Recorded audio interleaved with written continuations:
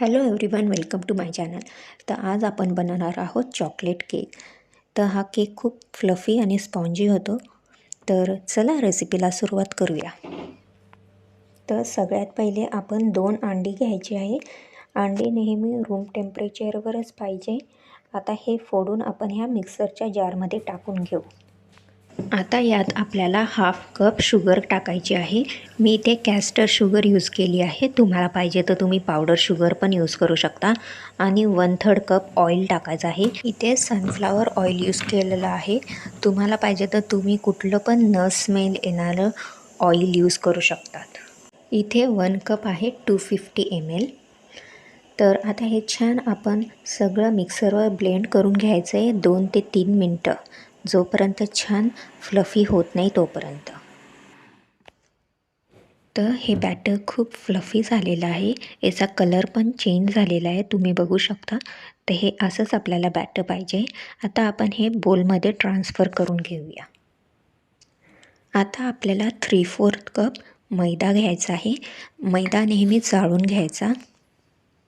1 teaspoon baking powder, 1/4 cup cocoa powder. आता हे सगळं चाळून घ्यायचं आहे. आता हे सगळं छान आपल्याला मिक्स करून घ्यायचं आहे.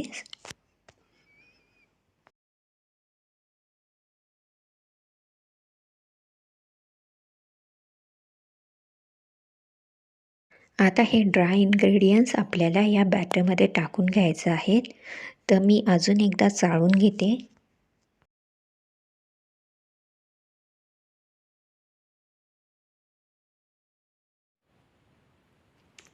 आता हे व्यवस्थित हलक्या हाताने मिक्स करून घ्यायचं.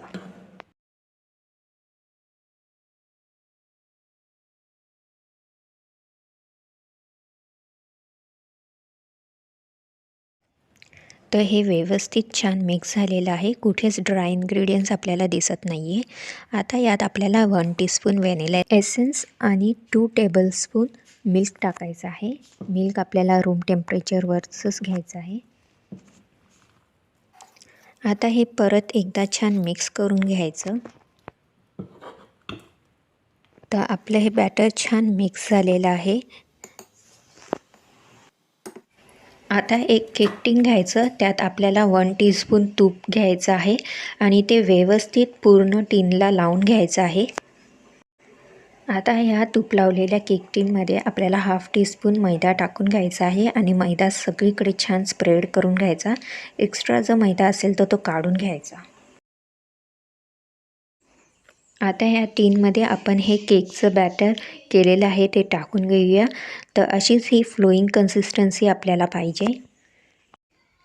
ओव्हन मी प्रीहीट करायला ठेवलं आहे 170 डिग्रीवर 10 मिनिट्ससाठी.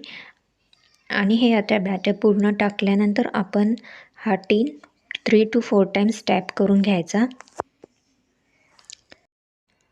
आता हा आपल्याला केक 170 डिग्रीवरती 30 to 35 मिनिट्स बेक करायचा आहे, किंवा जोपर्यंत आपली टूथपिक क्लीन येत नाही तोपर्यंत. तर 35 मिनिट्स झाल्यानंतर तुम्ही चेक करू शकता. जर ओलं वाटत असेल आपल्याला बॅटर झालेलं नाही आहे तर आपण अजून 5 मिनटं ठेवू शकतो. टूथपिकला अजिबात केक नाही लागला आहे, म्हणजेच आपला केक छान बेक झालेला आहे. आता कवर करून आपण हा केक थंड होण्यासाठी ठेवूया. तर केक थंड झालेला आहे. मी नाईफनी सगळे साईड्स हे लूज करून घेते आणि नंतर एका प्लेटमध्ये हा टिन उलटा करून केक काढून घेते. तर केक खूप छान झालेला आहे. टेस्ट पण याची खूप छान आहे. तर हा नक्की तुम्ही ट्राय करून बघा. जर आवडली असेल रेसिपी तर लाईक करा, शेअर करा आणि सबस्क्राईब करायला विसरू नका. थँक्यू.